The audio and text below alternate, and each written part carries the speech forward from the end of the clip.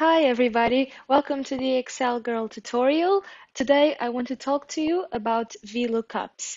Now, I recently did a video about VLOOKUPs, but it was a very small video where I didn't go into that much detail, so I thought I'd film another one going into a little bit more detail and explaining how to best do one and avoid mistakes, avoid NAs or things going wrong.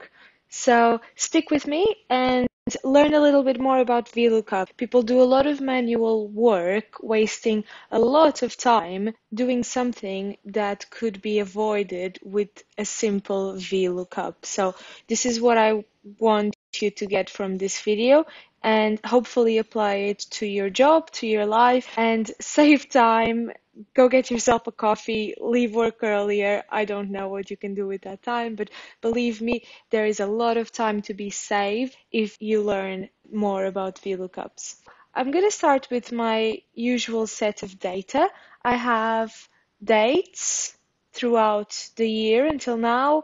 I have my number of sales for each particular day, and I have my profit and loss that I've made for each day of the year so far. So as usually, I'm just going to say that this is totally made up data. This doesn't reflect anything at all. I just made it up, and I'm going to use this for showing purposes. So the reason I would want to use a VLOOKUP in a table like this is if I have a lot of data, so I have all the days of the year so far, and for example, I want to know the number of sales I had on the first weekend of the year, let's say. I'm going to look for a date. I'm looking for the number of sales that I had in this particular date. And I also want the P&L for this date. If I am looking for the first weekend of the year, I'd want the 4th of January 2019 and the 5th of January 2019.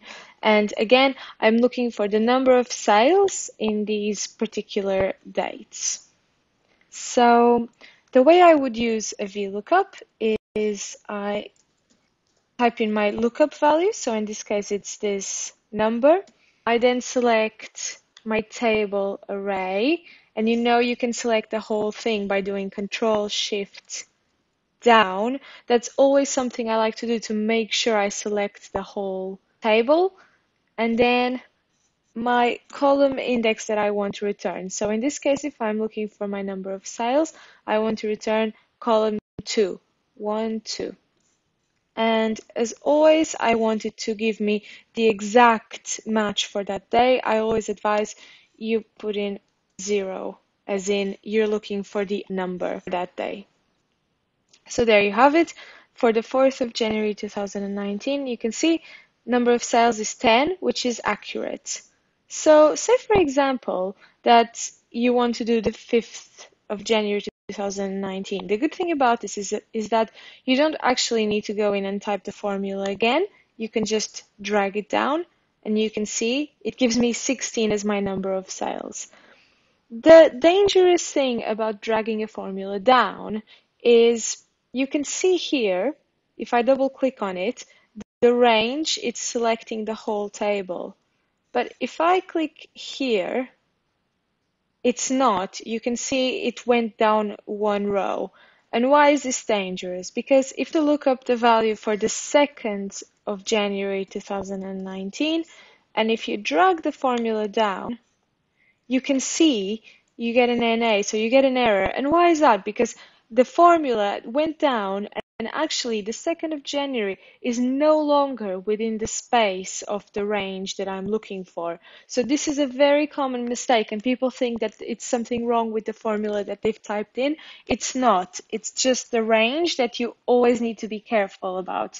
So how would I recommend you avoid something like this? When you first type in the formula, you make sure that you lock your table array. This is very important to avoid what just happened here. So if I'm building a formula, and this applies to, actually, this is very important. This applies to all formulas in Excel, not just VLOOKUPs. It applies to absolutely everything that I've been talking about. So sum ifs, HLOOKUPs, countifs, and many other things to come, it's always, when I work on Excel, I always lock cells as much as I can. So what I would do here is I would lock my table array by pressing F4. That's how you lock cells.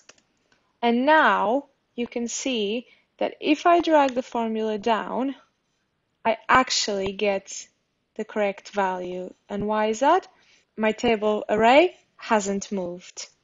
So if I now want the P&Ls for the same day, and I'm lazy, I don't really want to type in the formula again, so I just drag it to the side. Let's see what happens. What happened was my table array stayed put, which is good. So it's now looking for this value. You can see where H4 is because it's in blue here. So blue, it's looking for number 10. So it shouldn't be looking for number 10. It should be looking for a date. It should be looking for the 4th of January 2019. And again, it shouldn't be returning column 2 because now we are looking for P&L. So it should be returning column 3. See how I did that? It's now returning the 400. And now, if I drag it down, I get all my P&Ls associated to that. How would I avoid something like this? I would avoid something like this by locking my G4.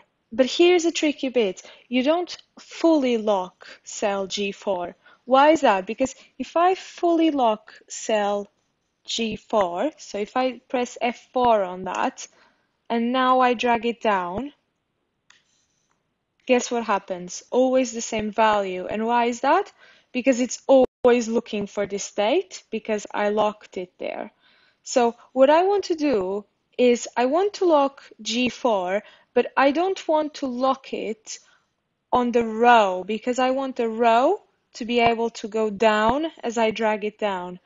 So I want to lock it on the column. So I lock it next to the G, not next to the 4. So if I lock it next to the G, what happens is if I drag it down, I get my values back. And now if I drag it to the side, and if I'm careful to change my column to 3, which is what I wanted, you now have the values to the P&L associated to it. I just want to show you what would happen if instead of locking the G, I lock the 4. So if I press F4 again, if I lock row 4, what happens? Same values again. Why is that? Because it's locked this row. Then, if I move it to the side, put 3, this also doesn't work because it locked the row, but not the column. So it shifted a column to the right. So this is why it's important to know where to lock. And you can change these locks by pressing F4 again. So if I press F4 again, it locks me the G as I want. If I press F4 again, it unlocks everything. If I press again, it locks everything. So I want it locked on the G. And now I have my values. I drag it. I change the column because I wanted here to return the P&L. This is not something it can do automatically. You have to just go here and type in the number of the column you want. And there you go.